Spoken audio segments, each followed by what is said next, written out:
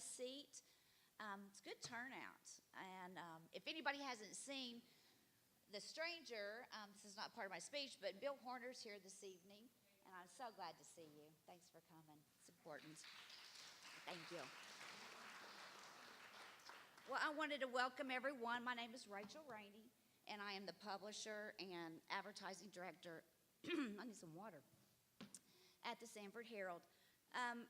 This evening, we have all of our candidates that couldn't make it tonight, and we've had a little bit of a rough start, but we're good, and we're planning on having a really good evening. I'm going to introduce Logan. He is our editor at the Sanford Herald, and he will be the moderator this evening. So, Logan, if you'd like to come up. Thank you.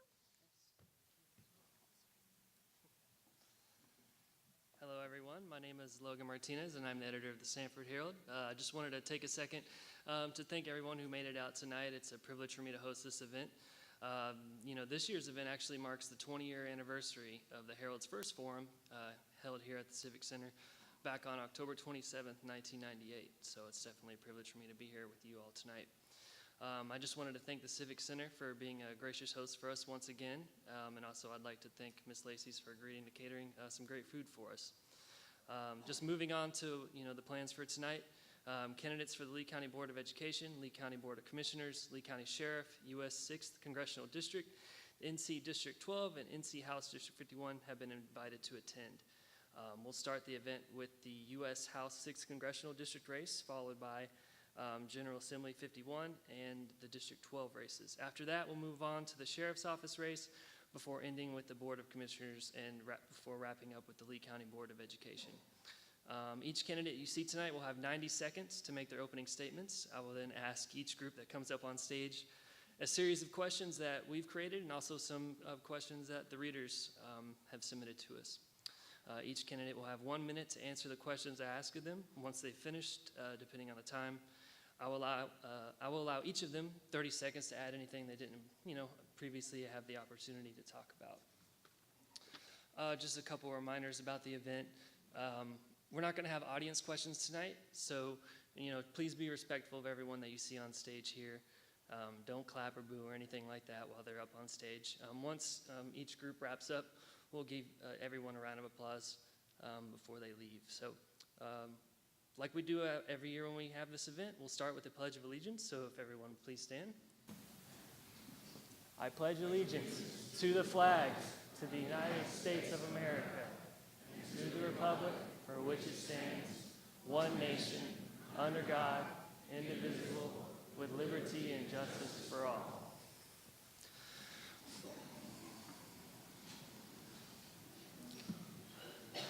Well, guys, we've got a lot of races to get to tonight, so let's jump right to it. First, we'll have the U.S. House 6th Congressional District race between Mark Walker, a Republican, and his challenger, Democrat Ryan Watts. As a reminder, opening statements are limited to 90 seconds, so Mark and Ryan, if you'd please come on up to the stage.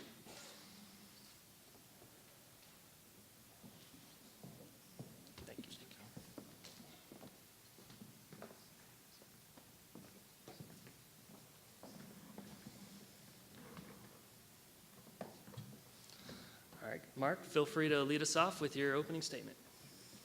Thank you, Mr. Conrad. Is this on? No? All right, check, good. All right. My name is Mark Walker, and I have the privilege of serving all of Lee County in the United States Congress. I'm in my second term. I've been married for nearly 26 years in December. Married to a beautiful lady who is a ER nurse, in fact, an ER flight nurse, and helped launch the sexual assault nurse examiner at Wake Forest Baptist Medical Center back in the late 90s. We have 3 children. Ryan is our son, a little bit of a knucklehead, and then we have 2 daughters, Rachel and Anna Claire, and they get sweeter as they get younger for those of you that may have multiple children. In my first term in the United States Congress, I became the first new member ever elected to chair the Republican Study Committee. Had built relationships with my peers. We have 159 in that group. I've passed or co-sponsored 44 bills, but probably the thing that I'm most proud of is our ability to work across the aisle. Criminal justice reform with Cedric Richmond, In fact, recently, I became the first Republican ever to keynote the North Carolina Legislative Black Caucus Foundation. We like doing that. We're going to continue to do that. And as we have a chance tonight later on, we'll talk about some of those successes that we've had in the last 3.5 years. Thank you. All right, go ahead, Ryan. Good evening, everyone. My name is Ryan Watts, and I had the honor and privilege to be the Democratic nominee for the United States House of Representatives here in the 6th District. I'm a born and raised North Carolinian and a graduate of public schools and universities, including the University of North Carolina at Chapel Hill. You know, I've really built a career around working with businesses and nonprofits across the country. I've worked in 30 states, and I've retrained thousands of American workers. Those workers that I work with on a daily basis tell me and share with me, and I see firsthand how they are falling further and further behind, how it's becoming harder and harder to make ends meet. And so this election is really a turning point to me in our country's history. I'd always say this. I don't think this election is about red versus blue. I don't think it's about Republican versus Democrat. I think it's truly about who's going to fight for people, not just the privileged few. You know, you could also say this election is a lot about right versus wrong. And to me, what's wrong is taking health care away from people. What's wrong is polluting our groundwater and allowing companies like Duke Energy to put coal ash that flood our rivers after hurricanes. What's wrong is cutting education and not supporting teachers like the professionals that they are. I've spent the last year and a half meeting with each and every person that will give me the time of day because I want to hear from you. And I want each and every one of you to know that when we win in November, I'm always going to show up, speak up, and stand up for you. Time. Because that's what we're lacking. Thank you. All right, so now we'll get to the questions portion of those two. First up, just a basic question. Why did you guys decide to run for a seat? Or in the case of Mark, why did you seek re-election? We'll start with Mark. Yes, please. The reason that I ran for the United States Congress, I had just finished probably my 16th, maybe 17th year as a pastor. I just felt like there was a way to talk about our differences. You know, we live in a political culture now where those that get on the news most of the time are those that like to make an argument. And I feel like that we are all called to do more than that, but to actually do our best to make a difference. I had success as ministry, dealing with, working with people from all backgrounds, all socioeconomic statuses. So we felt called to be able to make this transition to run for the United States Congress. Was it easy? No. Some of you may know that we ran against more of the establishment Republicans, didn't necessarily like the way that we did it or our tone. But we've just felt from the very beginning that this was something that we wanted to do to see if it was still possible, even in this political nature that we live in, the dialogue, to be able to find a way to build genuine relationships. It's one of the reasons that a wonderful friend, Mayor Yvonne Johnson from Greensboro, Mayor Pro Tem, strong African-American Democrat, the reason that she supports us, and not only supports us, but has endorsed us, is because the intentionality that we take to build these kinds of relationships. They don't happen by accident. Time. Go ahead, Ryan. That's a hard cutoff there. Point. That was a hard cutoff. Period. Sorry about that. Go ahead, Ryan. Well, here's the fact of the matter. We've got a Washington that is absolutely broken. We've got members of Congress who are the least bipartisan members of Congress who don't stand up and don't speak up. The first question people ask me is, how old are you? And the answer is, I'm 28 years old, and I'm the youngest congressional candidate in the United States of America. We need new leadership. We need leadership that understands how technology is changing everything about the way people work, about the way we should get our health care, about the way we should be educating our children. We need new leadership that is used to reaching across the aisle and that has bona fide demonstrated their ability to bring people together. Talk is one thing, but actually doing it is another. And what we have in office right now is someone who is rubber stamping the president's agenda, an agenda that is fighting for the privileged few. And I decided that the only way we could get Washington working for the people again is to offer an alternative, a common sense alternative for the people. And that's what you'll get if you elect me. You said earlier, maybe a little rebut from time to time. Sure. Is that okay? Yeah. 20 seconds. I just don't have to talk about bringing people together. We've been doing it most of our adult life. When you're a Republican and you sit down with the chairman of the Congressional Black Caucus, Cedric Richmond, and you together form a partnership to talk about the travesties of criminal justice reform or the lack thereof of criminal justice reform, those don't happen just because they're good talking points. Those Time. come a forged relationship. Sure, May I? 20 seconds. I think it's interesting that when we talk about these relationships in communities of color, that the communities of color, particularly in East Greensboro, the Guilford County Community PAC, as well as the Simpkins Memorial PAC, have both endorsed our campaign because they're ready for some new leadership that stands and works for them. So if that's any indication, I hope that'll paint a clear picture. Okay, we're going to move on to the next question now. The people of Lee County who vote for you and who are watching you tonight, they're trusting you to look after their best interests in Washington. How will you ensure that their trust is well placed? Mark, go ahead. Okay, all right. I think the best way is to continue to do on some of the things that we've already accomplished, and let me name a few of those. One of the things that we were able to do for manufacturers across the state of North Carolina was to reduce and actually altogether eliminate the taxes that we're bringing in for imported goods. Companies like Glen Raven, companies really like Red Wolf here in the area. In fact, I was here today in Sanford meeting with several business leaders. Those are the kinds of things that we have been able to do not only in the past, but also when we talk about tax reform. We've seen how impactful the investment that Caterpillar has made, and some of the other organizations and businesses right here in Lee County who are benefiting from that. In fact, wages are up in this past year 3.4%. We're going to continue to work on that. We believe that's been a benefit not just to Lee County, but North Carolinians across the state. Go ahead, Ryan. I'm not entirely sure where to begin, so let me start by saying this. 80% of the tax reform package he referenced went to the top 1%. 60% of that tax reform went to the top 1/10 of 1%. Outside of that 1%, the 99% on average in this district are getting $6 back a week. With the tariff and the trade wars that are increasing the price of gas and everyday goods and services, from the increasing cost of health care to the fact that people are working 80+ hours a week and still struggling to make ends meet, I'm sorry, but the better off now narrative isn't working for the 99% of Americans. It's just not. I have spent the entirety of this campaign listening to people, and that's exactly what I'll do in Washington.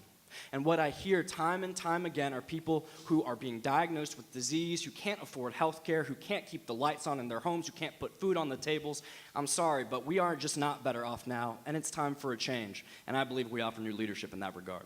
In a rebuttal, in case facts matter, and I hope they certainly do, 3 years ago, I want you to make sure we get this number across the finish line here. 3 years ago, the top 50% of all Americans paying taxes paid 95%. The bottom half paid 5%. With this new tax reform, the bottom 50% of wage earners now only pay 3% of all federal income taxes. So the people working, the single mom, for example, making $41,000 a year, she's getting a 73% tax cut right here in North Carolina. That is the facts. Well, I'll just say this. The wage increase that we've had has been relatively flat for the last many decades, and the cost of living has quadrupled in the last several decades. So wage increases, that's great. I want to make sure that every person who's working doesn't have to make decisions between putting food on the table and keeping a shelter over their heads. Yeah. That is just not what we have right now. Where did those wage increases come from? It's a good question. Okay, we'll move on to the next question then. So what future do you envision for the Affordable Care Act, and how would you reform the health care system if you would do so? Mark, you can go ahead first. Okay, all right. Well, usually rotate, but I'll keep going first. Specifically, the question is how to improve or what to do with the ACA? Yes, just, if you feel that, how would you envision it going forward? What do you think the future of it's going to be? Yeah, well, it's had some problems, even from its first inception. As you know, 40% of the folks in the last 3 years who are in the individual market, which is the ACA or Obamacare sometimes, 40% of those folks have had an increase in the last 3 years in their premiums. So when we were told that the premiums would go down, that you would keep your insurance, keep your doctor, it just wasn't true. Now, am I saying it was an intentional? I don't know. I don't think it was. But the problem is that it's been a huge failure. Now, one of the things that we tried to pass was the AHCA, which sometimes you'll hear that we're stripping away pre-existing conditions. That's not the truth. We actually followed Maine's model to have a replacement that would take everyone with a pre-existing condition and be able to put them in one pool that even some of my conservative friends didn't like, because that's where the subsidy should be, therefore allowing the premiums for the rest of the able-bodied adults would go down. Well, I would ask that everyone on this stage, which is just the three of us, so maybe we'll just limit it to two of us, would pledge, along with several Republicans in Washington, would pledge to protect pre-existing conditions, because that is not what the proposal has been. The proposal has been to not only undercut the subsidies for the ACA, which has benefited millions of Americans, but to also take away those guarantees for people with pre-existing conditions. And by definition, half of the 6th congressional district has a pre-existing condition. Half of this room, by definition, has a pre-existing condition. And removing those protections will allow private insurers to jack up the price of premiums just overnight in case you were to come down with something detrimental to your health. My proposal is to offer Medicare as a public option, which would allow people to buy into Medicare and would challenge our for-profit insurers to offer better plans at better rates, because right now we have a healthcare system where our providers can offer whatever premiums, whatever prices, because they're a for-profit business. And I'm sorry, but your health, to me, is not a for-profit business. Time. Yeah, rebuttal, please, if that's Yes. okay. I have a younger brother who's had retinitis pigmentosus since he was 16 years old. He's blind, hasn't driven a car, will never walk one of his three girls and 2 boys, will never walk any of those girls down the aisle.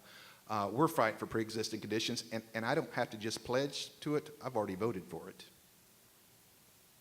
Any rebuttal to that, Ryan? I think that we've gone through the voting record. I think that if you are a healthcare voter and you're concerned about your healthcare, there is a clear choice in this election, because there are proposals from the majority in Washington right now that simply are not fighting for people who can't afford healthcare. And for that matter, we've got a state full of the same party that has voted not to expand Medicaid. And Medicaid would bring hundreds of thousands of jobs to this state and to other states that haven't expanded Medicaid. So I think that, again, we have a situation where it's right versus wrong, and I know where we stand on that side of the history. Okay, so if you guys have any closing statements, now would be that time. So, Ryan, I'll allow you to go first. Sure. Well, I really appreciate your time tonight, and this is a great crowd, and I think that this crowd hopefully shows just how important this election really is. One of the things about my family is that my dad and my stepmom are Republicans, my mom is an independent, and my stepdad is a Democrat. So I've been reaching across the aisle my entire life. Every single day when I walk in and work with businesses across this country, I don't point fingers. It's not about who caused a problem. It's about how are we going to move together and be problem solving. And that is what we aren't doing. From the environment to education to the fact that people aren't making enough to keep food on their table. You name it. We need problem solvers in Washington, and the only way we're going to get that is to elect a new generation of leaders, and that's why I hope for your vote this November. Okay, go ahead. Mark? Okay. Oh, sorry. I'll let her answer that phone real quick. Yes, of course. That's no problem. You take your time. That's all right. That's quite okay, ma'am. Go ahead, Mark. Listen, it's a privilege to be with all of you folks this evening. I think if you'll check our record, you'll find somebody that you'll know that I'm somebody that looks you in the eye, will tell you the truth, and will support you. Listen, I'm not going to pretend that we agree on everything, but one of the things that our office does is not just concentrate on what we do in Washington. Julie Emmons is our district director. She will tell you, just in the 6th district alone, we've closed over 800 veteran cases. So the things going on in this district, we're in tune to. It's not just about representing. And I will tell you, one of the things that we talk about, the reason I talk about the mass group of people that support us, both Republicans and Democrats, is because that doesn't happen by accident. In this charged partisan arena, I believe that you know, and the people that know me know that they can trust me to get the job done. Thank you. It's been a privilege to be with you this evening. Okay, well, thank you so much, guys. I appreciate you all coming out tonight. Give them a round of hand. Okay, next up, we will have Lisa Mathis come up here for Democrat. She is challenging Republican incumbent John Sauls for his NC General Assembly District 51 seat. Lisa will have 90 seconds for her opening statement, and then we'll get to the questions.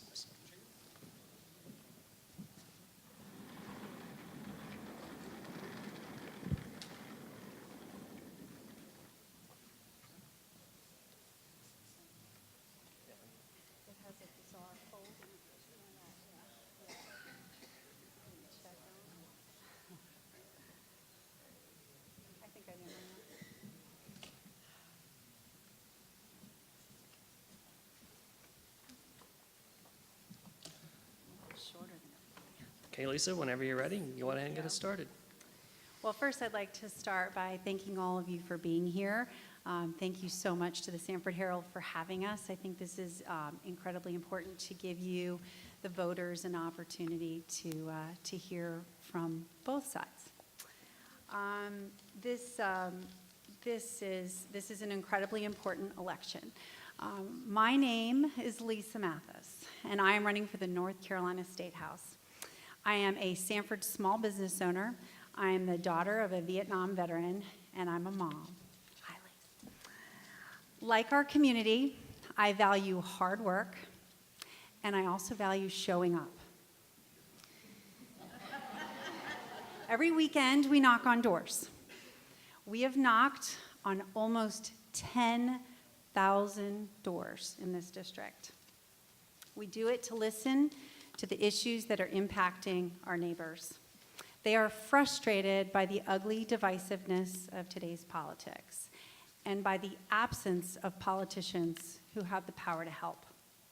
Challenges like improving our schools, increasing access to quality health care, and protecting our water can only be solved if we elect leaders who care about our community as much as we care about our own families. It starts by showing up, being present, and giving a voice to the problems in our community. As your legislator, I will put people above party and do what's right for Lee and Harnett counties. Thank you. So we'll go on ahead and get to the question segment. So first question, if you were elected, what would be your first action as a member of the General Assembly? Oh, that's easy.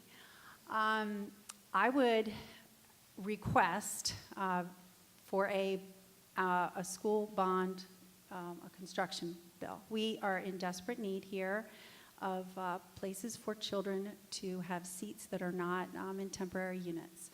This is also a really big concern down in Harnett County. They've had an amazing amount of growth down there, but they have not been able to keep up, and we need to be able to put children in buildings. Sounds good. So now we'll move on to a submitted question. Keely Wood of Lee County wants to know, what's your stance on fracking and climate? Who from Lee County? Keely Wood. Keely, okay. Yes. My stance on fracking and, I'm Yeah, sorry. just climate control. And climate control. I wish we could control the climate like a Yeah. thermostat, but we really can't do that. My stance on fracking is that it is fundamentally important for us to protect our water here in both Lee and Harnett County. We have the ability to stop that. So fracking is, it's a dirty process. Part of my life was spent in Pennsylvania, and they've had some terrible issues up there with fracking. So I'm very concerned about our groundwater, and I would like to protect that. In terms of doing anything about the climate? Just like, I guess it could be like climate change. So just what's your take on that? Well, I think that Hurricane Florence was a big reminder to all of us that we have some work to do. If we don't start addressing it, then we're going to reach the point of no return. So the issues that Florence brought to the surface, literally, show us what kinds of things we need to be doing. We need to make sure we don't have another coal ash pit brought here. We've got issues in terms of lagoons and things like that we're going to have to make some really proactive decisions about so that we can protect ourselves and our groundwater in the future. Okay, and then the next question, transitioning to the constitutional amendments here in North Carolina. Mm-hmm. So we'll get to the first one, which is just, what are your thoughts on the amendment requiring voters to show IDs at the polls? Well, I am a full supporter of election security. I don't think that an amendment is necessarily the right or only way to handle election security. I really feel like I'm a little concerned about changing our Constitution for that. We've got ways that we can protect our security that I would like to see people dealing with at this point. I am very concerned about that particular amendment because we don't know how it's going to be implemented. And, if we can't figure out how to, we don't know where funding is going to come from for all of those things. I mean, I don't know if any of y'all have been to the DMV lately. Yeah, it can take a half a day for someone to get a driver's license. We've got people in this community that cannot take a day off of work for that. So the expenses go beyond just, it costs, $15 for an ID. It can be very, very painful for our community. Okay, and now moving on to just an overview of the other 5 amendments. Just what are your thoughts on the other 5? I All know it's a 5? lot in 1 minute, All but 5? just your broad kind of overview of just, what's going to be on the ballots in November.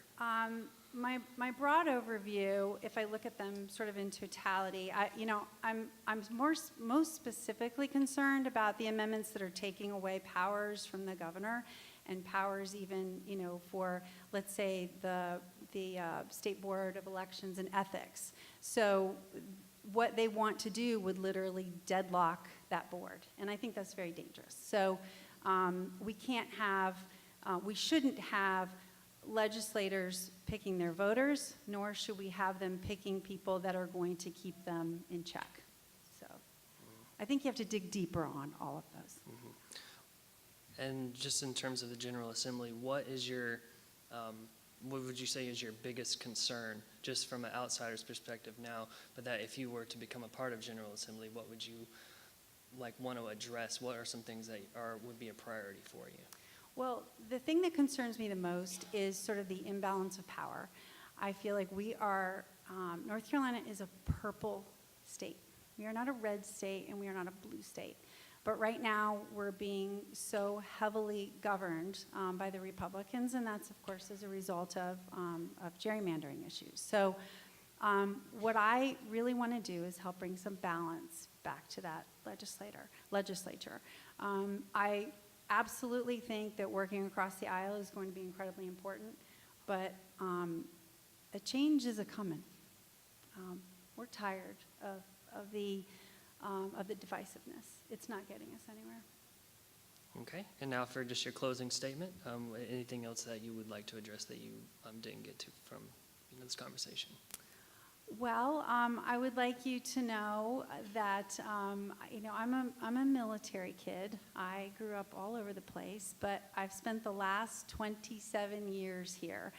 My husband and I, we chose this town because we wanted a small community with a big heart. I've fallen in love with this place, and the things that I want to see more common sense up there. I want to see people speak to each other again. I want legislators to actually be able to look at a bill, more than 2 hours before, it gets enacted.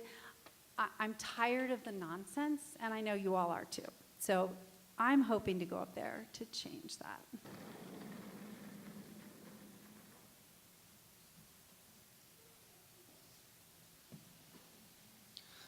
Next, I'm going to bring up the candidates for the NC General Assembly District 12. The candidates are whoever wins this race is going to be replacing outgoing Senator Ron Rabin, a Republican. Mr. Rabin is retiring from the General Assembly this year. And so what we'll have on stage tonight is Democrat Gene Savoli, and Republican Jim Bergen sent his communications director tonight, Melissa, too. So we'll start with opening statements from them, and then we'll get to the questions. So if you guys could come on up.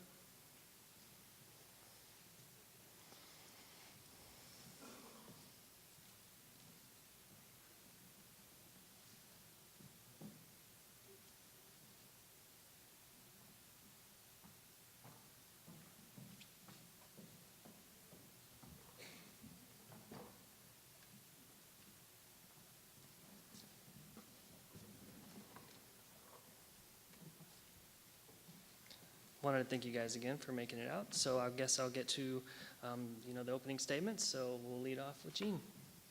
Okay, good evening tonight, everyone. I'm so glad to see you here tonight, and I appreciate the Sanford Herald for putting this together to give us an opportunity to talk to you. A brief introduction of myself. I am a retired small business owner. I owned a restaurant and a catering business.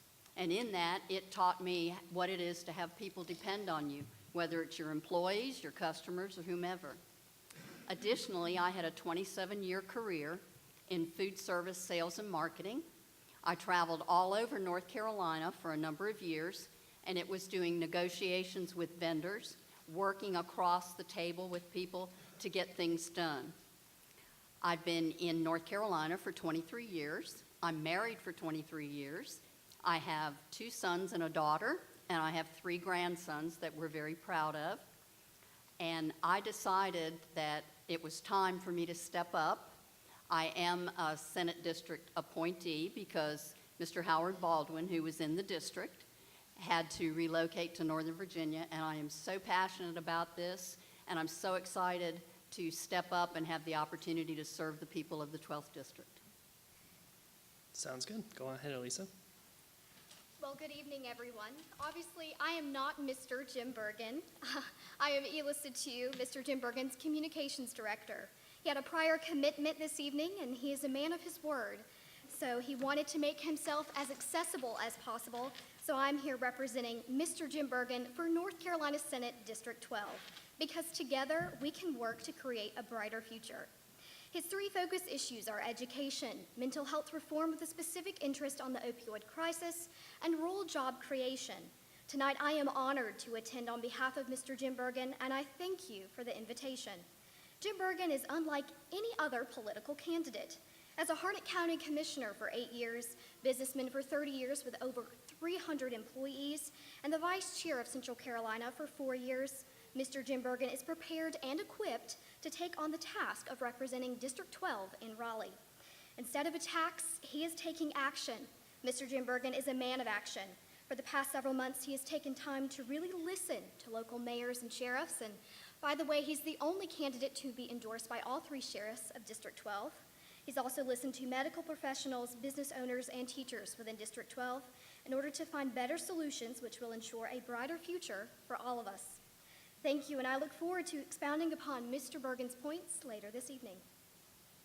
Okay, so we'll get to the questions. So for the first question, that's a pretty simple one. If you were elected, what would be your first action as a member of the General Assembly? And we'll start with you, Elisa. What would Mr. Bergen do? Well, Mr. Bergen has 3 issues that he is quite passionate about, as I stated in the opening.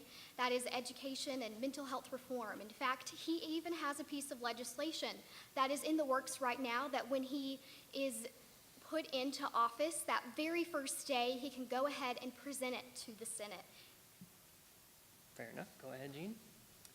I think the thing that I'm most passionate about right now is health care, because I see one mistake that was made in North Carolina was not having Medicaid expansion. That affected just thousands and thousands and thousands of people who were dropped off of having health care. That also affected our rural hospitals, and we know that in this district, we do have a lot of rural areas. It's been very detrimental. With it is pre-existing conditions, very close to my heart, because I have a son who his spine and his hip was crushed in an industrial accident.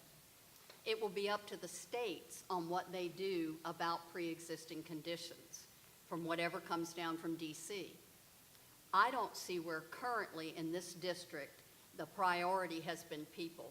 My son asked for an estimate if he has, with his pre-existing condition and gets dropped from his wife's policy, to get this supplemental policy that everyone's talking about, the premium was going to be $2,000 a month. You tell me what family can afford $2,000 additional when that person isn't even able to work anymore. Stop. Okay, so we'll go on to the second question. Just you guys' stance on fracking and climate change. So we'll start off with Jean first. My son calls me the original tree hugger because I'm an environmentalist, and I always have been. I know there's a problem with fracking. I'm totally against fracking. But something that really affects us right now is coal ash.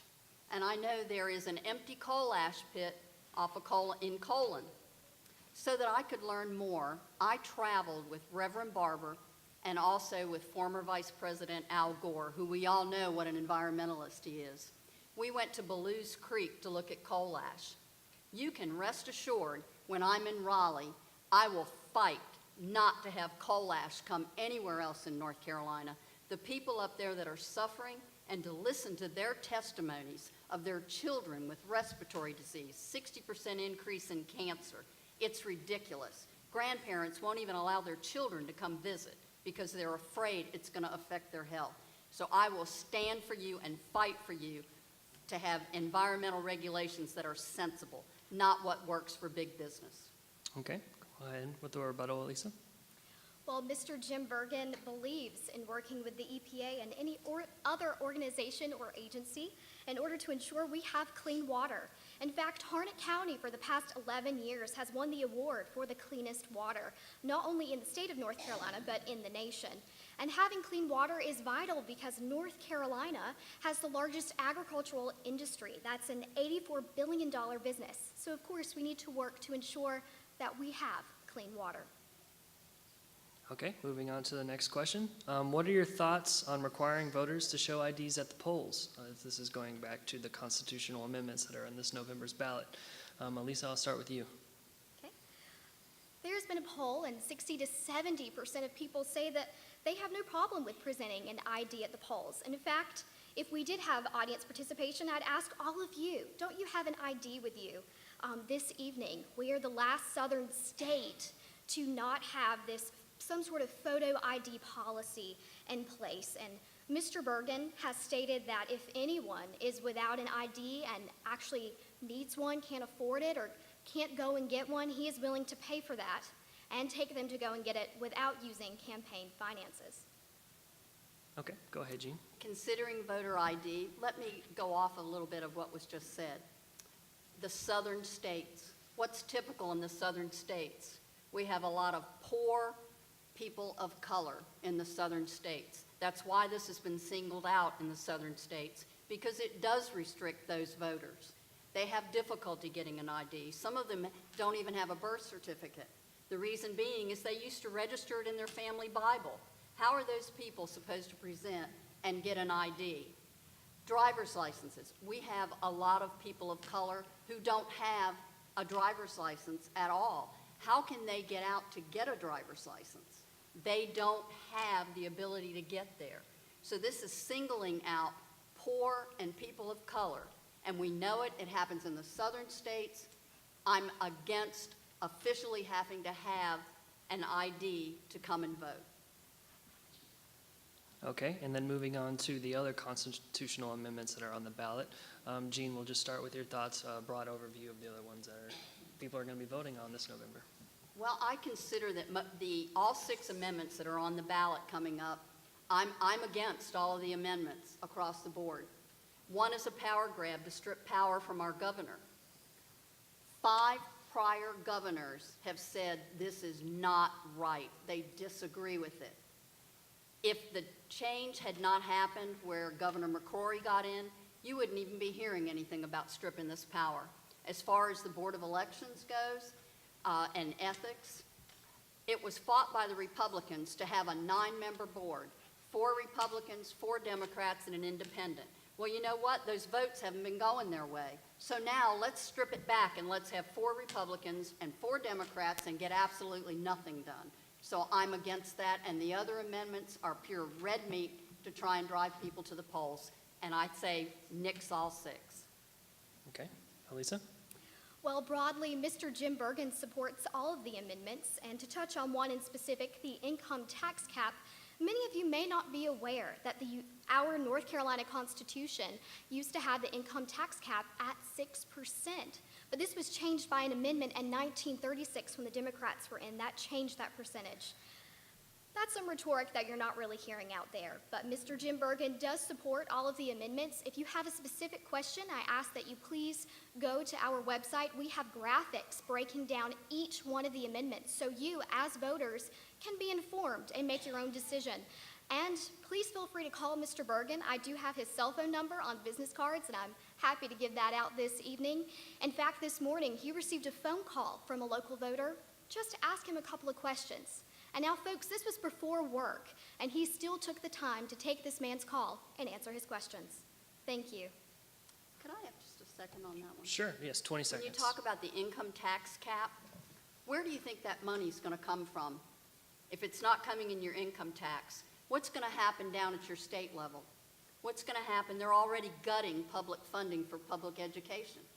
What's going to happen? Where do you think the money's going to come from? Increased personal property?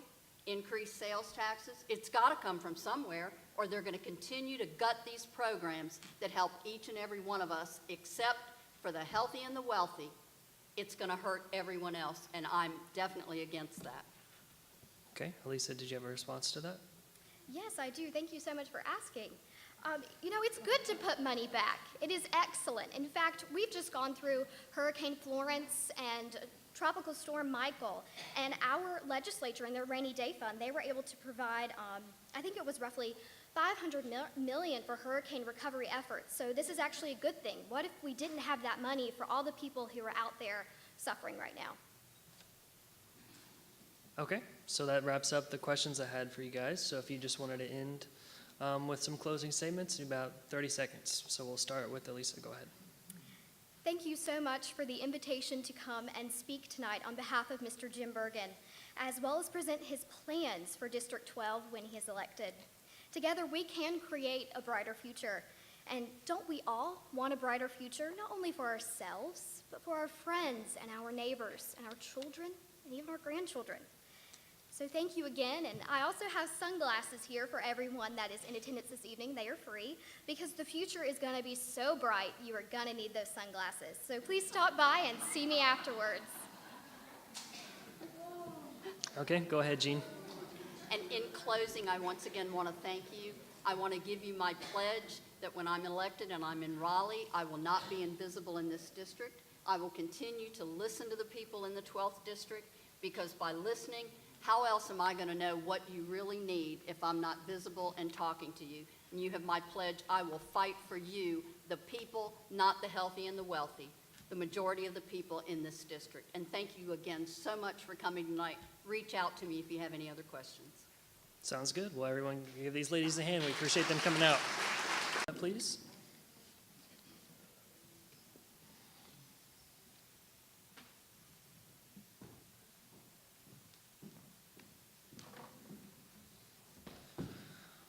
On stage with me now is Mr. Kevin Dotson, a Democrat.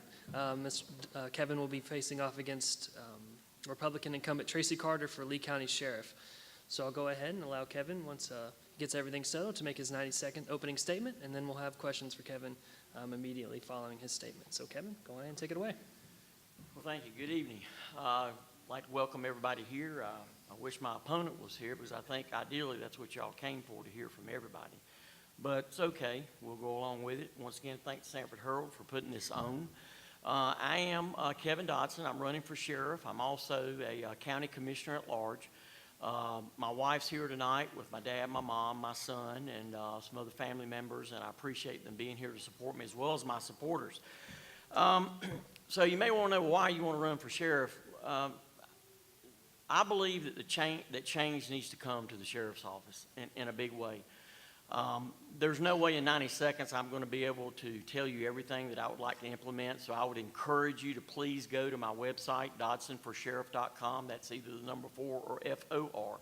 However, just 3 real quick bullets. If elected, I would like to really go after this opioid crisis. I don't know if you realize this or not, but I learned this actually at a commissioner meeting. Lee County ranks number 2 in the state out of 100 counties for the most opioid overdoses and ER visits. Lee County. I believe my staff can do better than that. It's an awful thing. I would also like to see a dedicated domestic violence unit implemented here, also with a victim's advocate. Now, when I mean dedicated, I mean a dedicated team, ideally 2 officers. And a woman is assaulted every 9 seconds in the United States.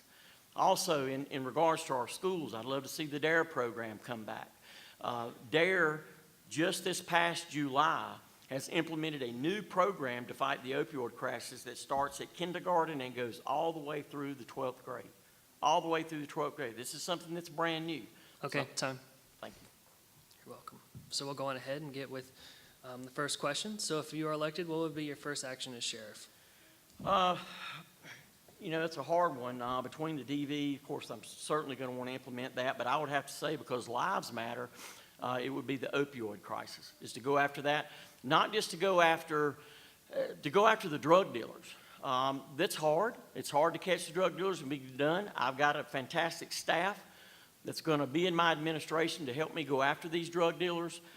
You know, opioids affect everybody. One of my best friends called me up one night when I was on patrol in Siler City and told me that Clayton Police Department found his son behind a business dead. So heroin, it affects the young, the old, the rich, the poor, the middle class, and I believe it's something that we need to go after. And with this DARE program, I believe once they're addicted, it's hard to get them off. So I think early education is a big key, and we start teaching them from kindergarten on up through. Okay, and you mentioned some of the things you'd like to address during your opening statement, but what do you feel is the most critical issue you would like to address should you become Lee County Sheriff? I've got 5 real important ones, but honestly, you know, we need to, once again, that resonates in my mind when I first learned that this county was number 2 out of 100 counties per capita for opioid ER visits and overdoses. That's going to be one of the first things that we've got to attack. Going on to the next question. You know, it's no secret we've had some citizens write to us and on social media that express concerns specifically about your stint in the military and Siler City Police Department. I just wanted to give you the opportunity to, what did you have to say to those critics? Sure. And that's a fair question. I'm 57 years old. As far as the military part, this happened 35 years ago. I've got a son that spent 7 years in the Army and got out as a sergeant. I'm certainly for the military. My business participates in Rob and Sage. We allow them to come there about 4 times a year. So it was a foolish decision that I made when I decided to leave. Some people have said that I run, that I was arrested by the MPs. That's absolutely not true. I left Washington, the state of Washington. I came back. I called Fort Bragg and told them, once again, foolish mistake, impulsive mistake, that I wanted to get out and go back to work for my family because I wanted to go 82nd Airborne because I was, you know, qualified. I went to infantry school and jump school, and they sent me to Fort Lewis, Washington in a non-airborne unit. As a young, immature kid, that didn't sit well with me. It's something that I cannot undo. I can't undo it. But it has no impact on who I've turned out as a person. It has no impact. I've made a lot of it, and I think one of the reasons probably why I've made so many achievements in the 15 years that I've been in law enforcement is because of that demon that I've been fighting. But once I got into law enforcement, I didn't let that hold me back. I drove forward. I'm not a quitter. I'm a winner. As far as my stint with Siler City, I'll be as brief as I can on that. You know, what happened, it was a paper error. I did sign my 2 officers' evals. And you might say, what are you talking about? They were performance evals. We weren't going to get raises anyway, but one of them was in Myrtle Beach, told me he wasn't coming back to sign his eval, and the other one I couldn't get up with. I told my lieutenant, I said, they're not here. And he said, just go ahead and sign the things and turn them in. You know, so I signed it, I turned them in. That was a year before this finally came out, and they kept me on board an entire month after that. You know, and I'm going to be honest with you, I was heartbroken. I thought, you know, I'd probably get some punishment for it because it was a paper error. I did sign their names to it, but I didn't think I'd get fired. And it broke my heart because that's how passionate I am about law enforcement. Okay, time. So we'll move on to the last question. And so what would you do to improve the Sheriff's Office relationship with the Hispanic and African American communities here in Lee County? Awesome. Well, first of all, I've got 2 gentlemen right here tonight. Stand up, Brian and Larry. They're going to be part of my command staff. Manny Torres is not here tonight. He's Nicaraguan. He's going to be part of my command staff, and these are close friends of mine. Okay. You know, law enforcement has to be addressed with all sides. It doesn't matter, but I can tell you this much. I don't promote discrimination. I won't stand for it. If there's any allegations of discrimination or mistreating someone, because I've seen it happen in law enforcement since I've been wearing a badge, I won't put up with it. I won't put up with it. And the thing is, unlike what happens right now from time to time at the sheriff's office where, you know, the sheriff may have someone else let somebody go, they'll come in front of my desk before they'll let go. I'll be the one to do that. I'm not going to pass the buck or get somebody to do my work for me. I'll do it. Because a sheriff is, because of my business background, a sheriff is also, in my opinion, a CEO. He is a chief executive officer. He is an administrator. And so I also believe my 37 years of business experience will also play well in that part. Okay, so we'll move on to your closing statements. So any last parting words that you would like to say to the crowd? Sure. Once again, I appreciate everybody being here. I really, I know you guys came here tonight to hear from all the candidates. I spoke to some people out there in the foyer there, but so I apologize if that's not the case. But the last thing I'd want to leave you with, I was part of the Governor's Highway Safety Program as well. I was the Chatham County Coordinator for Governor's Highway Safety. And there's been some remarks on Facebook that we don't need to go after drunk drivers. Well, I'm just going to tell you right now, if I'm elected sheriff, you don't need to elect me as your sheriff if you don't want drunk drivers off the road. Last year, you can look at the SBI stats. One arrest for DWI out of the whole sheriff's office. That's unacceptable. I got 70 2 years in a row in a little old Siler City that's 5 square miles.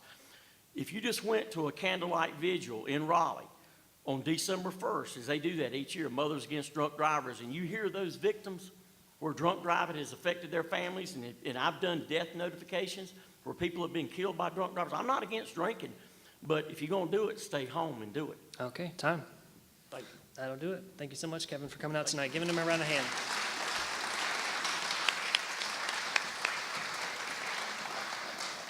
Let's take a 10-minute break. Let everyone. All right, let's go on ahead and get started.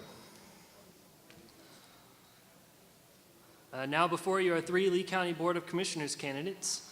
We'll start with Doc Oldham. Doc is a Democratic incumbent representing District 4 on the Lee County Board of Commissioners. He'll be facing a challenge from Republican Ariana Del Palazzo. To his left is Mark Lovick. He is going to be trying for the incumbent Dr. Andre Connect's seat in District 3. Mark is a Democrat. And down there on the far end is Mr. Tim Sloan. He's also a Democrat. He is the incumbent facing a challenge from Republican Kirk Smith for District 2. So we'll start off with Doc. We'll go on ahead with your opening statements. Reminder that they're 90 seconds. So after Doc's done, then Mark, you can go ahead after that, and then Tim, you can follow up. So Okay. floor is all yours, Doc. Well, first of all, thanks to the Herald for having us, and thank you all for being here. And my name is Larry Carson Odom, but everybody knows me by Doc. I was born and raised in Lee County. I've lived here all my life except for 3 years I spent in the Army. I've been married for almost 53 years to my wife and partner, Susie, sitting out in the audience. We have one daughter, Lori, who is the apple of my eye. Lori lives in Raleigh. We live on 714 Clifton Lane, down in the Pocket Township. I'm retired from a private enterprise as a senior vice president of a local paving company. I have 35 years past business experience. My family attends Pocket Presbyterian Church, where I serve on the session, teach Sunday school. I'm chairman of the cemetery committee, and let me say this, if you're chairman of the cemetery committee, you don't get off till they put you in the ground.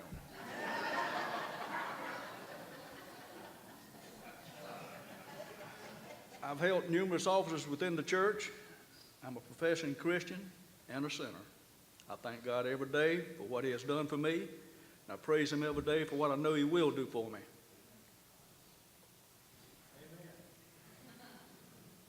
All right, go on ahead, Mark. I'm Mark Lovick, and I'm running for a District 3 seat at the Commissioners. I have 4 sons. I'm a lifelong resident of Lee County. Been raised here all my life. The good word says to love and serve, and that's what I come to you to do for Lee County. I started out at 18 years old. I wanted to be a firefighter since I was a little kid, and at 18 years old, I joined the Tramway Fire Department. I followed that career up with 17 years of paid service with the Sanford Fire Department and rose to the rank of captain. After 17 years with the fire department, I wanted to do better for my family, so I chose a new career, went into line work with started out Carolina Power and Light. What I really want to bring to you tonight is I'm the type of person that I want to listen to everybody. When I was a firefighter and I drove up on a house fire, or I drove up on a vehicle accident, nobody asked me, are you a Democrat or you a Republican? They willfully and respectfully wanted my services. That's what we've gone away from here, folks. We've gotten away, we worry too much about if we're Republicans or Democrats. And tonight I want to help draw those lines together and become people. When we had our hurricanes come through here, people didn't accept a bottle of water and ask what they were. We came together as a group, and that's what I want to see, things come together as a group. I'm also a part-time deputy. I've been the sworn deputy since 1988. That's 30 years. So I know what it's like to be in this community. I want to be in this community. I want these 4 boys right here to have a great county to continue with, and someday maybe my grandkids to come in this county and make it great. That's Okay, what I time. want to serve you guys. Thank you so much. Go ahead, Tim. All right, I'm Tim Sloan. I'm a current Lee County Commissioner for District 2. I tell everybody, if you split the county down Highway 87, Deep River, small portion in the city is out of the district, but then Broadway and the northern part of Carolina Trace, everything on the east side of the county, I represent. I'm accessible. I'm married to my wife of 19 years, Suzette. I'm a 5th generation Lee Countyan, maybe 6, but 5's as far as I can go in the cemetery. I'm an elder at Salem Presbyterian Church. I'm proud of that. But I'm very proud of what we've done the last 4 years in Lee County. When I sat up here 4 years ago, I sat here and said that there were no new jobs created in 2013. I can sit here tonight and say there have been over 2,200 jobs created the last 4 years. The property tax base has increased by $500 million, not $1 million, $500 million in Lee County. We're building a new elementary school. I've learned a lot the last 4 years. I believe in incentives because every county around us does and uses incentives. And I would appreciate your vote, continue to serve you for District 2, and keep the momentum that we have in this county. We have a wonderful relationship with the school board. We're moving forward in a positive direction, and I want to see that continue. Thank you. Thank you, Tim. Go on ahead and get to the questions. So the first one is, and I'll let you start, Tim. What is the Lee County Board of Commissioners doing that's really well or not so well? Pick one thing and tell us why it's a good or bad thing for the residents of Lee County. I think we're doing a really good job of working with the school board. I think we're doing a wonderful job of listening and communicating with the citizens and creating new jobs here. I didn't realize when I ran last time that a tax cut that occurred in 2012, 2013, those 2 years, they took money away from a capital fund, and it put the county in a position where they lost their AA rating. They couldn't have built a new school if they wanted to. And we have, I think last count, there were 42 modular classrooms in this county. When I was in the 9th grade, I went to a new school at East Lee, and I went through the gymnasium and out back to a modular classroom. And I said I'd never vote for a bond referendum at a new school where I had to go to a modular classroom. And so I have been a proponent for the education system. I'm a proponent and supporter of the teacher supplement and trying to pay the teachers better. I believe that the change that we need long-term has to start pre-K with the kids. Teach them how you want them to act and what they need to know to succeed in society has to start early.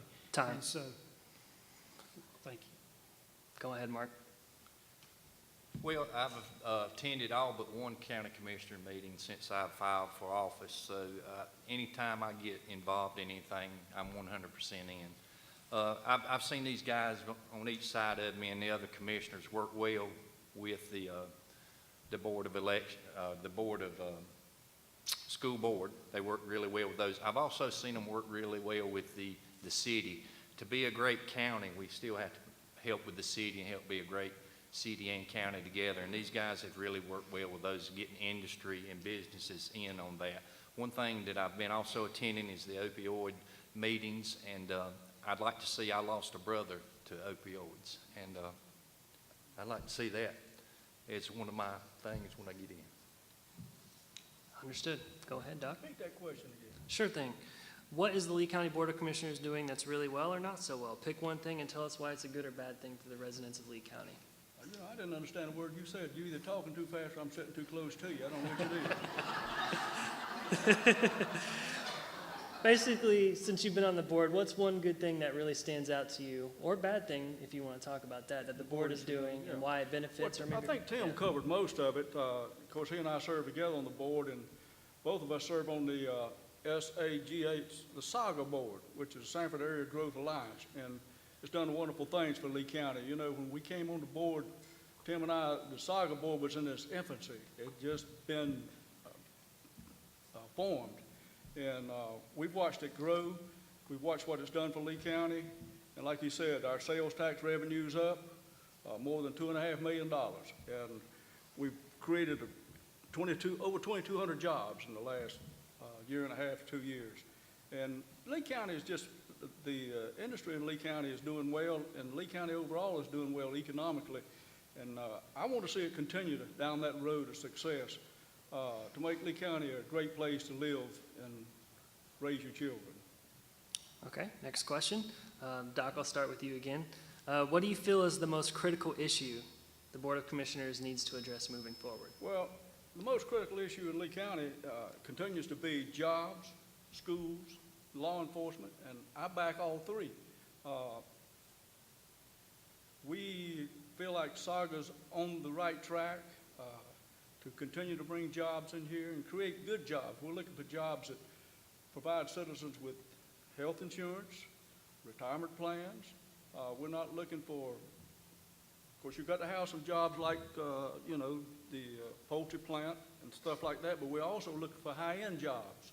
And we just brought 30 jobs in down at Pfizer that's paying over $80,000 to start. So that's a good type of job that we're looking for. But we are after recruiting and looking for jobs to expand our tax base. We got to expand our tax base in order to be able to provide the funds to keep Lee County growing. Okay, Mark? One thing I'd like to see is, I'm a very big advocate of safety. Every job I've ever had concerns safety and involved.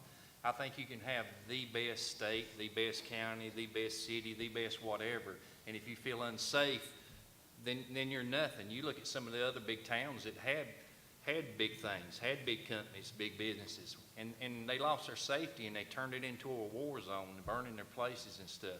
So I'm an advocate of safety. One thing I've learned through this campaign trail and things is we're one of only 4 counties in North Carolina that has a school resource officer at every campus in our facilities, and that's great. I want to continue that. I don't want to stop thinking, okay, we're safe enough. I want to improve safety, and with my background in fire service, sheriff's office, the power company, I think I can help be an advocate to come up with better things and stay on top of our game when it deals to safety.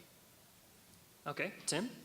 Yes, sir. Would you repeat the question? Sure thing. What do you feel is the most critical issue the Board of Commissioners needs to address moving forward? Personally, I think the opioid crisis in the county is terrible. I know that, you hear we were ranked second in the county. I've participated in sessions and with the sheriff and with the other individuals here where we had discussions about how to combat the opioid crisis. And I learned that 25 to 35-year-old white males were the highest death rate. I've experienced it in my family, and it is a situation that it's going to take everybody, and it's going to take education and educating the kids. And so, I'm a firm believer in the education component. We need to do a better job. We need to start with pre-K. So, I feel like that's something that we really need to deal with. And I think we need to pay our teachers better. I firmly believe that. I'm proud of what we've done from the K-14 standpoint.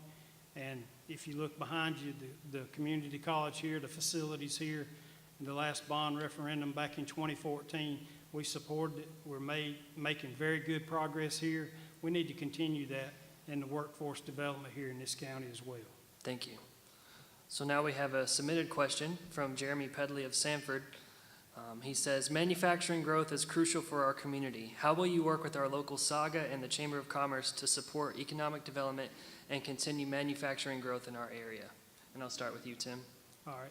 I'm proud to say I was on the original Lee County Partnership for Prosperity, which is now the SAGA Board, the Sanford Area Growth Alliance. I was representing the agricultural community.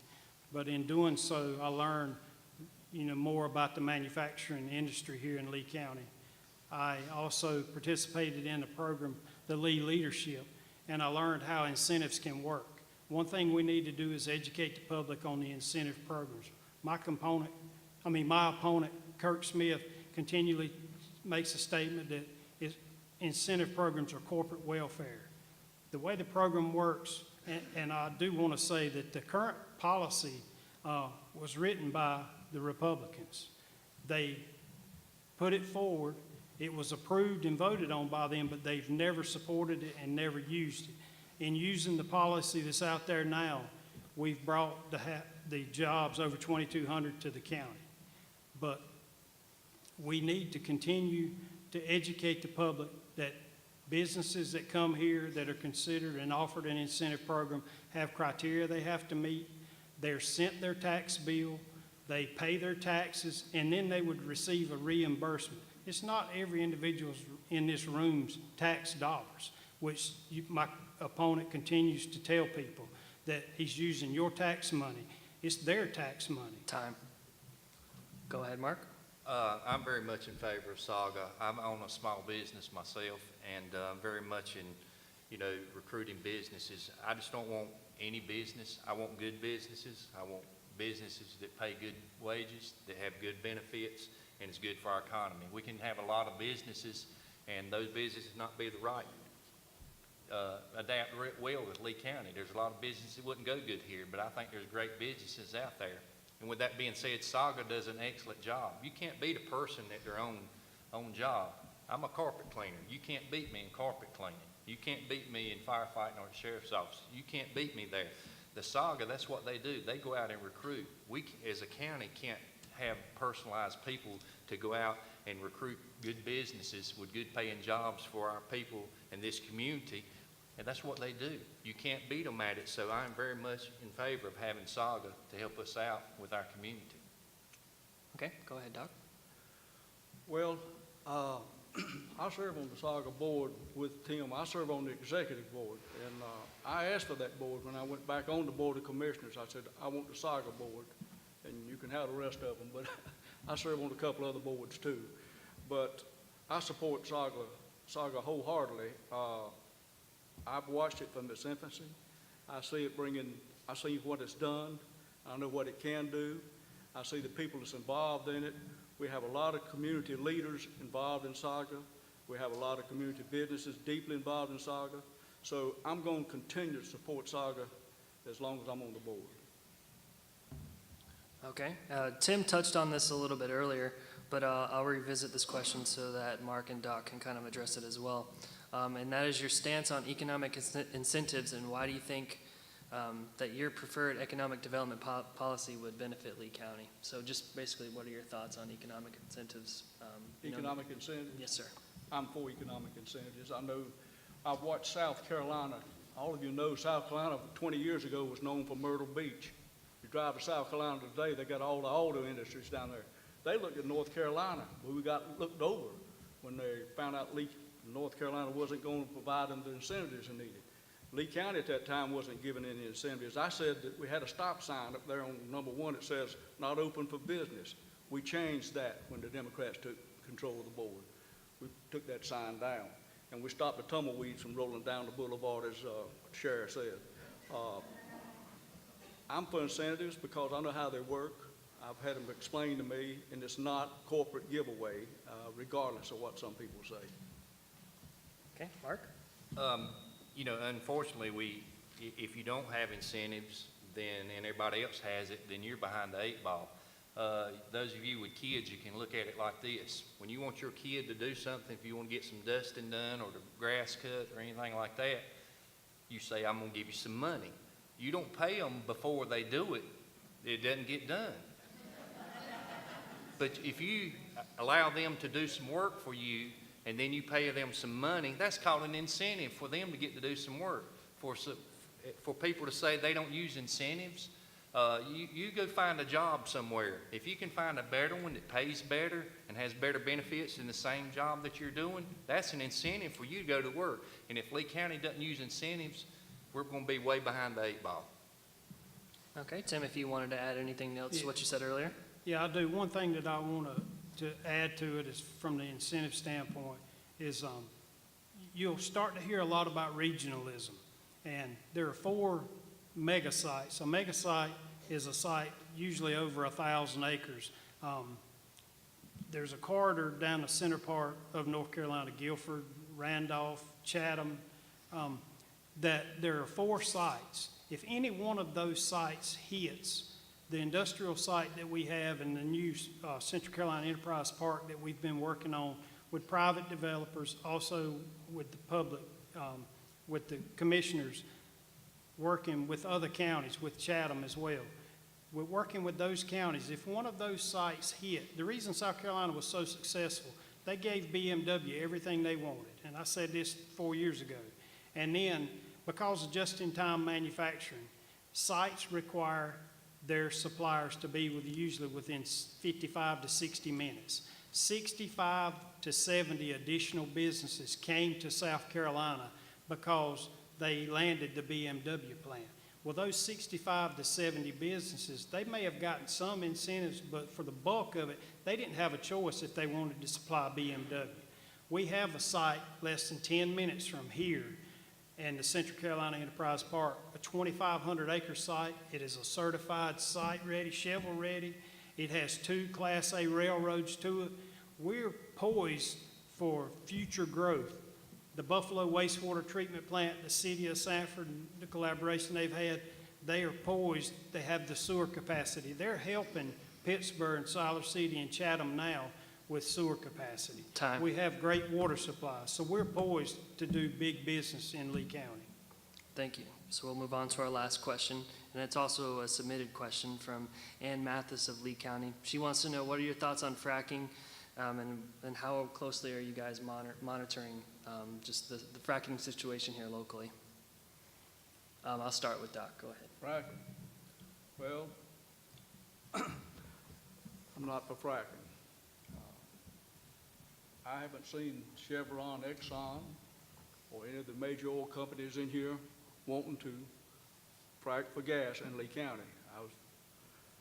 When I see them in here, I'll know that, hey, we got something here that we need to look at. But what it does to the environment, and I'm an old farm boy, I was raised on a farm, and I like the environment.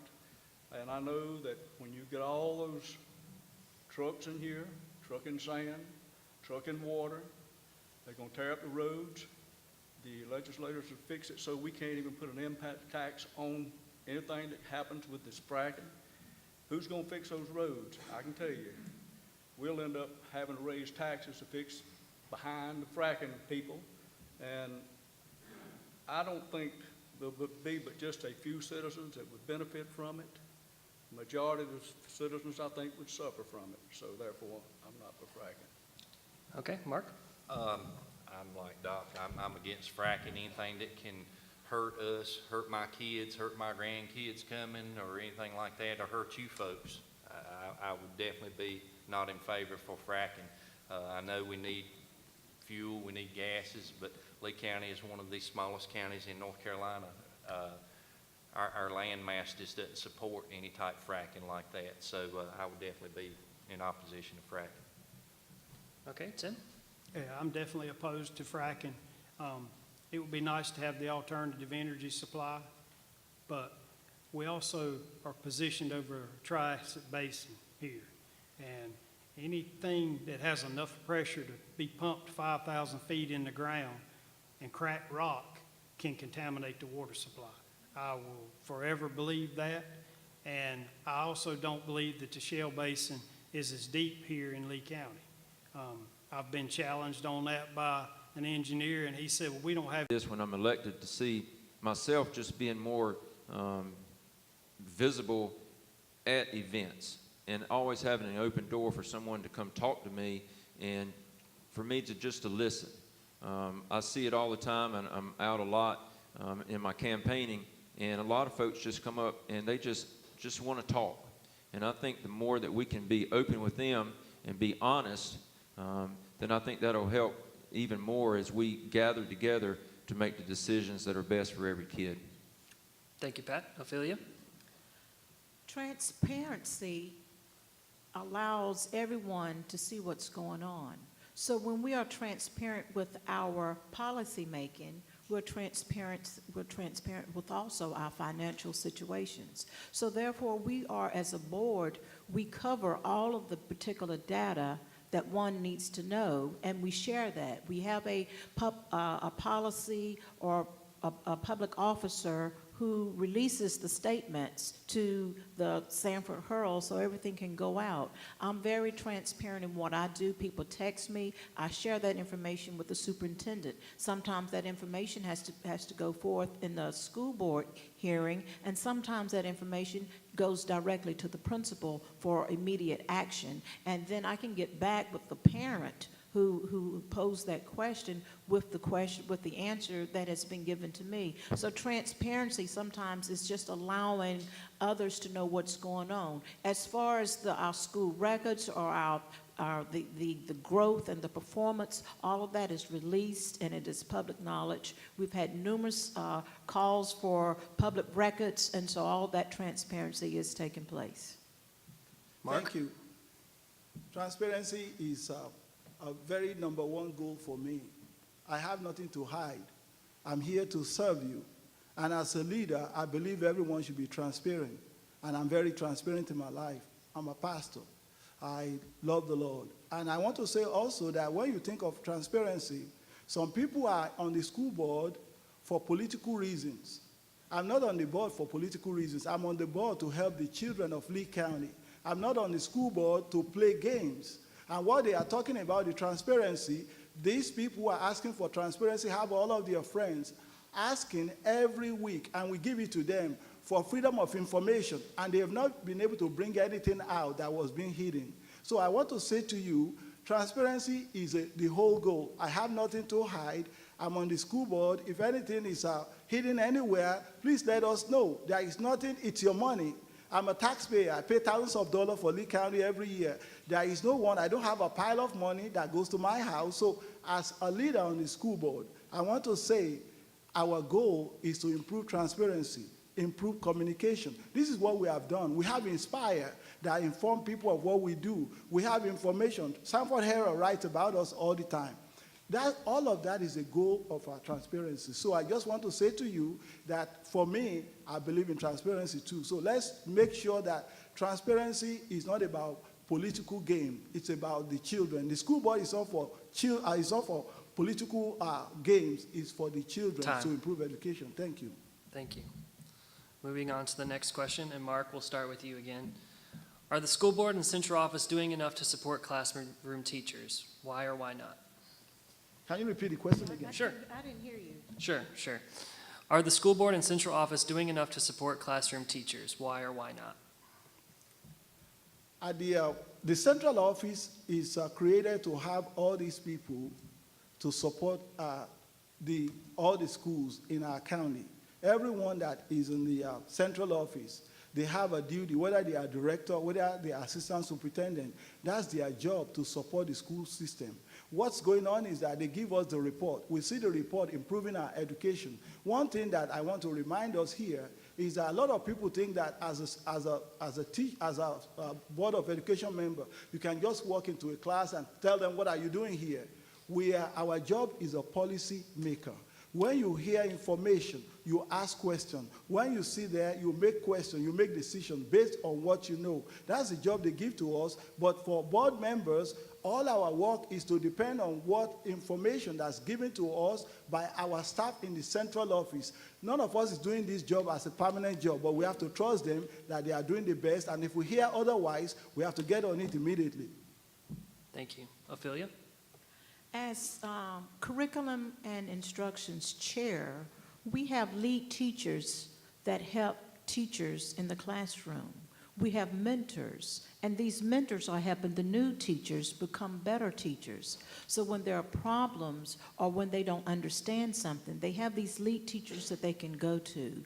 We have started something called best practice, and in best practice, they get together and they talk about, well, this is the best practice that we're using at this particular school. It's working in this particular middle school. And so they give a booklet out. And so all the teachers that's in the middle school curriculum can look at this best practice and say, I think I want to implement this at my middle school because it is working. And so we have these different types of things that we're implementing, and they're coming from the central office. And so we're providing this information. And when the teachers say, well, I'm having some issues or some difficulties in my classroom, how do I do these things? Well, we have programs set up for these teachers so they can get that information, and then they can take that. We give them a playbook, and in this playbook they have the instructions that they can use. So we are, at the central office, doing what we can do to help all the teachers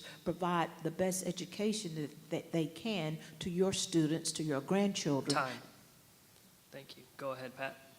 There are a lot of fantastic programs in Lee County schools, and some programs are going to be better than others, and it's very important that as we see what is happening and we dive deep into the data and see the support to each student, that we do a lot of things with these programs. First of all, we make sure those programs are vetted before they ever go into the system to make sure they're good programs and meet the exact needs of the students they're intended for. Second, we must make sure those programs are fully implemented. Do we have the staff and the resource to fully implement those programs? And finally, we need to make sure by looking at the data once again of every student and evaluate to make sure these programs are doing what they need to be. So as our programs are put into place, we use all of our resources, and I will make sure that all those resources continue to be used as we work with programs that are successful to make them even more successful. Sandra? When it comes to classroom support, I think the central office is doing a good job in building foundations in certain areas. We know that we have a teacher turnover problem in the first 5 years out of college. So when we have a teacher fresh out of college, within the first 5 years, we lose them. That's across the nation. And so we do have an excellent beginning teachers model that has not only been very successful in our county, but is actually a model for the state. Our beginning teachers program has been looked at as something that can be duplicated in other areas that are suffering from this same problem. So that is a win. There's some areas in which I think our teachers need additional support, and it actually kind of dovetails off something Christine said. And that is, our teachers now are facing not just the instructional demands, but they're having to be counselors, they're having to be mental health professionals, they're having to be doctors, they're having to be so many other things.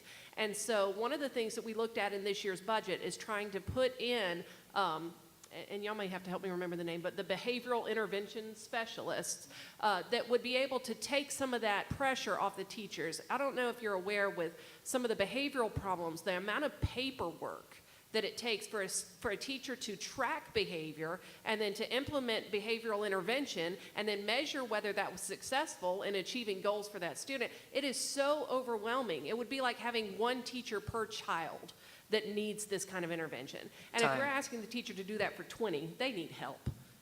Christine? I feel like the school board is supporting the classrooms and the teachers.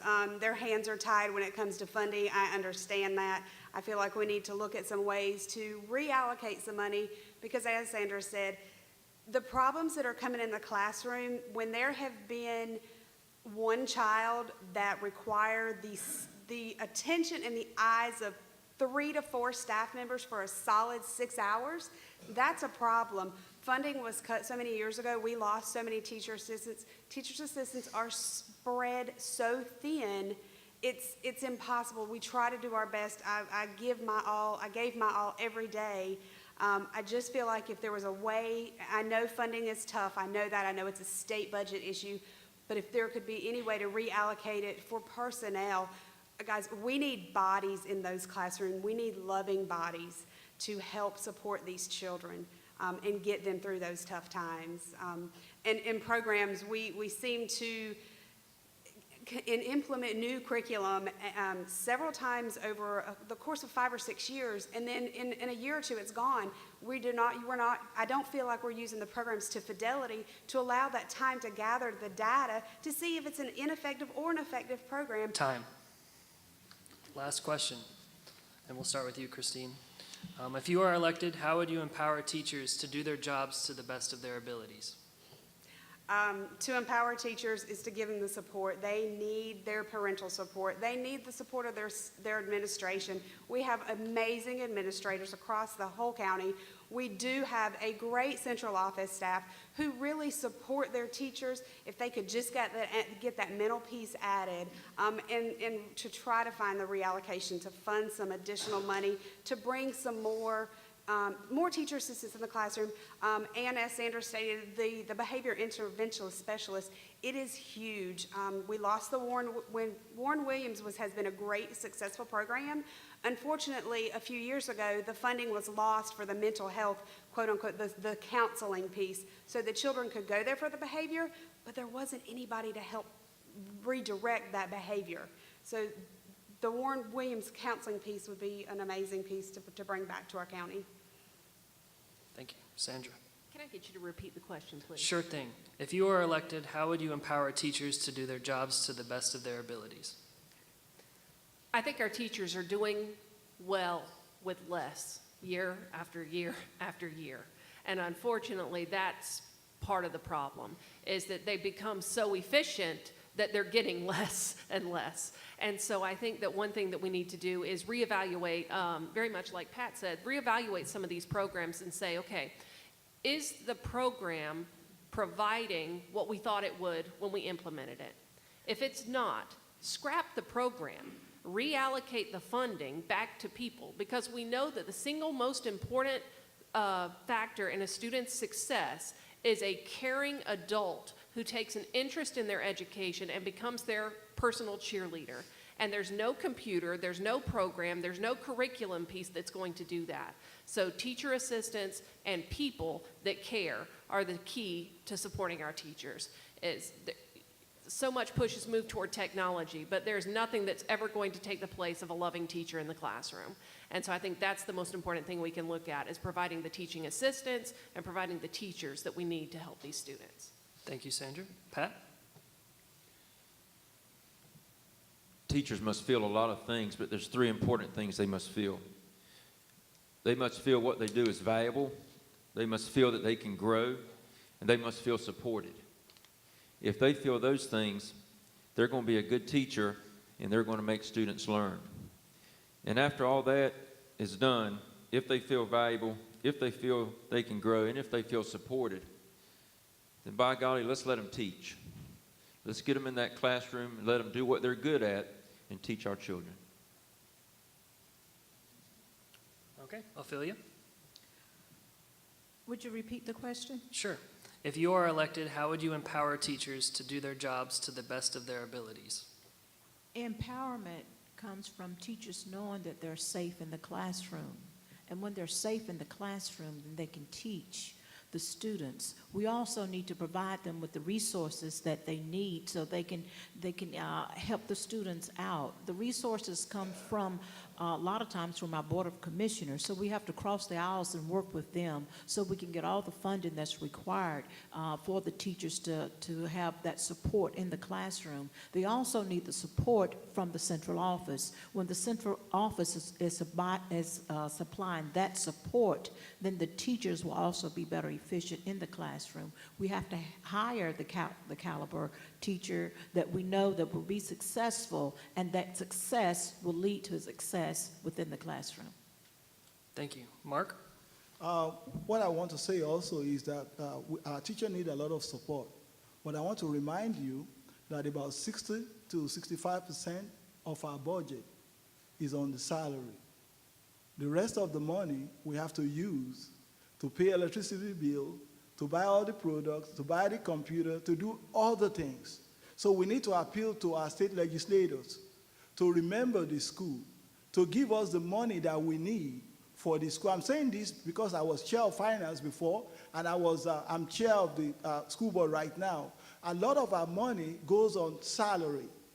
and then repairs and things. So I want to say the way to support the school is to talk to our legislators. Let the government take a big part of the salary away so that we have enough money to put things in the classroom. A lot of you donate money to the school to buy pencils, to buy stuff, to buy this, to buy that. That used to be what government do before. But now we have to be begging, and parents and teachers have to be raising this money by themselves. So we need to support these people. That's why I'm on the school board, to make sure that we keep this and motivate these people to keep doing their work. But we are asking our teachers too much. We're asking for a miracle when we're giving them less to do the work. Thank you. So now we'll get to closing statements. Mark? Can I speak a rebuttal to Mark? Of course, 30 seconds.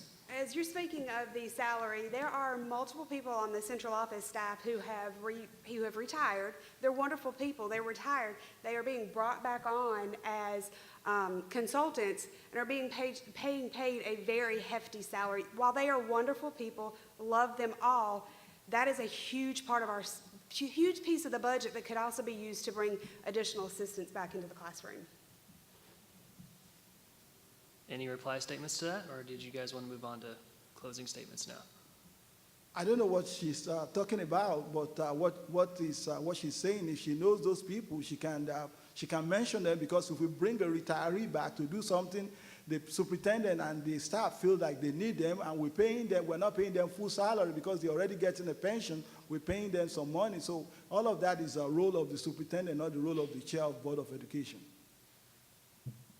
Okay, closing statements. So we'll start with you, Mark, for the last statements of the night. I just want to thank every one of you, in spite of my accent, for giving me a chance to serve on your Board of Education. I see that this community is not a community of discrimination. When we moved here about 24 years ago, we bought our property. We didn't know a soul except Pastor Craig, Kevin's father. That's the only guy we know in town. And we were here. We feel love. We open a business. We have a dry cleaning. We have a church. We didn't know a soul. And we have prospered. We have had properties in this county. The only reason why I'm back on the school board is to give back to you. We donate to organizations in this town. We do all that we can. I am here not because I want a position of exalted position. I'm here to have a voice for those who are voiceless. I want to continue to do this work so that we can complete what we have started. And I will appreciate you voting for me in this November. Thank you. Ophelia? My name is Ophelia Livingston. I'm running for school board. I'm an innovative for all the teachers. I want you to know that during my tenure,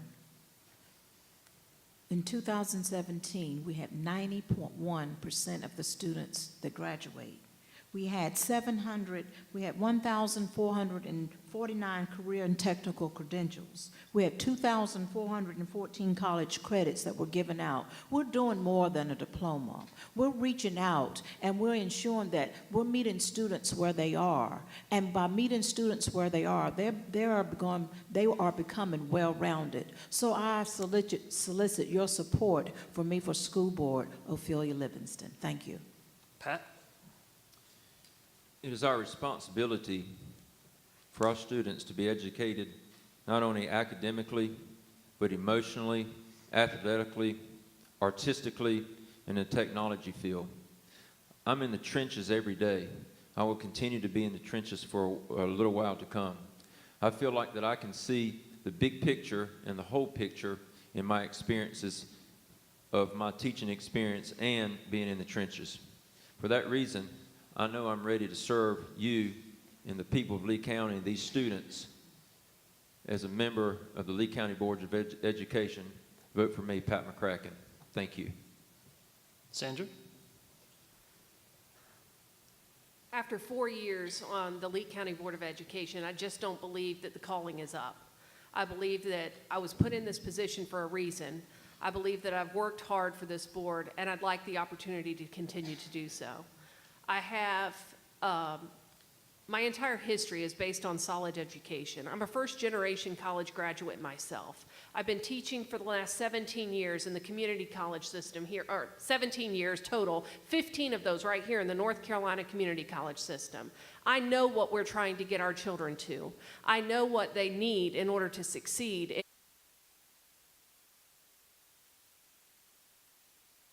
And I know what they need to be able to succeed in the workforce.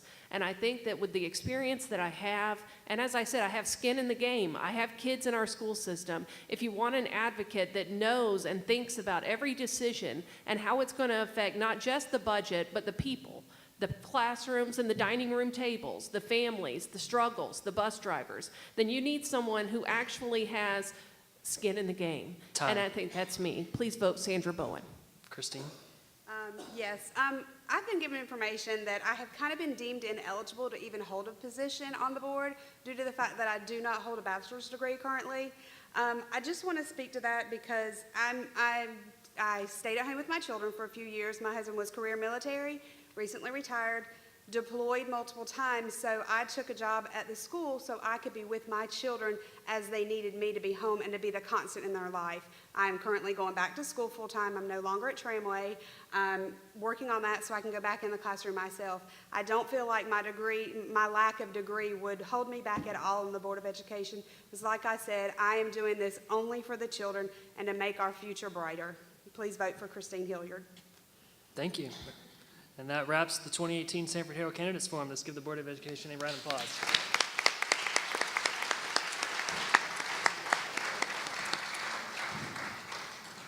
Just so everyone knows, you can read full coverage of tonight's event in our print editions this week and online at sanfordherald.com. Again, I'd like to thank everyone for coming out tonight. I know it's a long night.